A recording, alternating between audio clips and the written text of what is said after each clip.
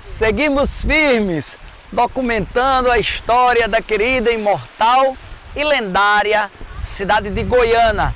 Se o concurso público do ano de 2020 não contemplou história de Goiânia, só temos a lamentar, mas ao mesmo tempo exercemos o nosso dever moral de glorificar, engrandecer, propagar a história da nossa terra adorada. Goiânia de forma alguma se sentirá reduzida, humilhada, porque a sua história não foi contemplada neste concurso. Outros virão, e nós, seus filhos, estamos apostos a propagar a história do nosso povo. Hoje, dia 2 de fevereiro, nos encontramos aqui, como vocês veem, na beira-mar da nossa querida praia de Ponta de Pedras. Seja bem-vindo, bem-vinda ao nosso canal do YouTube Águia de Goiânia, na companhia de um gigante, o inesquecível, saudoso professor Mário Rodrigues, com a sua obra Crônicas Goianenses, onde a página 165 ele diz o seguinte: o historiador Mário Melo se afirmava na sua tese vitoriosa no 4º Congresso de Geografia, reunido na cidade do Recife, quanto à duplicidade existente, dando ganho de causa a uma cidade do estado do Pará, com o mesmo nome, Ponta de Pedras, por exigência técnica na distribuição de cartas pelo correio, entre outras justificativas. Já por sua vez, Ângelo Jordão contraditava, alegando que, se havia de ser sacrificada alguma duplicata, que fosse a cidade do Pará. A nossa tem precedência, não aquela, pois teve o seu início nos primórdios da vida colonial. E, para corroborar essa assertiva, vamos encontrar no primeiro volume dos Anais Pernambucanos de Pereira da Costa, a página 614, o seguinte: neste ano, 1559, fundou o padre franciscano Frei Antônio de Campo Maior uma missão de índios na sua aldeia de Ponta de Pedras. Como era o nome da aldeia? Ponta de Pedras, em terras da capitania de Itamaracá, quando se achava na vizinha cidade de Igaraçu, dirigindo obra de construções de seu convento. E ainda, continua o professor Mário Rodrigues, assenta em uma vasta planície que fica no extremo de um pontal, entra pelo mar, chamado de Ponta de Pedras, outra referência ao nome da nossa localidade, que deu nome à povoação e que constitui a parte mais oriental da costa do Brasil.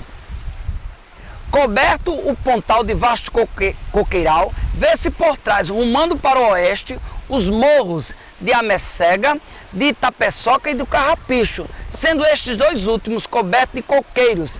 E em frente, olhando para o nascente, corre um braço de mar, cintado por uma linha de arrecifes, em frente à qual ficam os baixos de Ponta de Pedras. Pela terceira vez, a citação histórica a esta localidade como Ponta de Pedras. Pedrejados e de pouco fundo, distante do litoral, umas 4 milhas. O mar que banha esses baixos, que na maré vazia ficam descobertos, chamam ali os praieiros de mar de dentro ou lagamar, onde se cria o melhor e mais saboroso lagostim, muito mais apreciado do que aquele que é pescado no alto mar ou mar de fora. Este tem um gosto enjoativo, espécie de maresia, o que aqui não existe. Então, a descrição do professor Mário Rodrigues ainda vai falar de que os frutos do mar aqui extraídos como sendo ainda os mais deliciosos. E, voltando à alteração do nome da referida praia, que nos primórdios do Brasil colônia era chamada de Ponta de Pedras, o pesquisador Ângelo Jordão tece ainda no seu artigo intitulado Em Defesa dos Nossos Penates o seguinte comentário: ora, em 1559 nem sequer o Pará existia como aglomerado de colonizadores portugueses. pois sua capital, Nossa Senhora do Belém, foi fundada por Francisco Caldeira Castelo Branco em 24 de dezembro de 1615, donde se concluirá com facilidade que a sua cidade de Ponta de Pedras só teria surgido posteriormente.